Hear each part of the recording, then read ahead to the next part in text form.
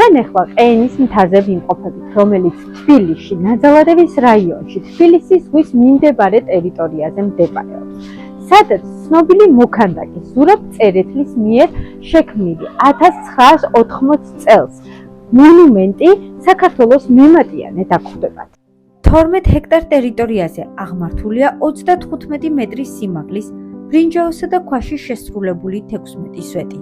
სვეტები სამნაწილადაა დაყოფილი და მასში სხვადასხვა ისტორიულ-რელიგიური მოვლენების ამსახველი სცენებია გამოსახული.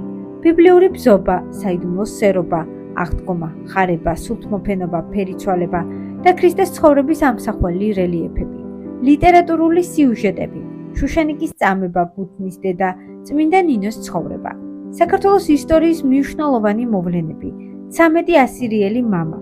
სვეტებზე ამოტვიფრულია ქართველ პოეტთა საუკეთესო ლექსები, აგრეთვე გამოსახულია ქართველი მეფეების, მწერლების, წმინდანებისა და ცნობილი ადამიანების ძეგლები, რომლებმაც დიდი ღვაწლი გაიგეს ქვეყნისთვისა და ხალხისთვის და სხვა. მონუმენტი აერთიანებს საქართველოს ისტორიის ეპიზოდებს 1999 წლამდე. სვეტებზე გამოსახული თითოეული ჰორელიეფი ჩასმულია ჯვრის ფორმაში. კომპლექსის შუაგულში განთავსებულია სიმბოლური საფლავი იმ მეფეებისა და მოღვაწეებისა, რომლებიც საქართველოს ფარგლებს გარეთ არიან დაკრძალული. სვეტების გვერდით არის წმინდა ნინოს ვაზის ჯვარი და ყოვლადწმინდა ღვთისმშობლის სახელობის ეკლესიაც, რომელიც 2005 წლიდან მოქმედებს. თუ მოგეწონათ ეს ვიდეო, არ დაგავიწყდეთ, გამოიწერეთ ჩემი YouTube არხი.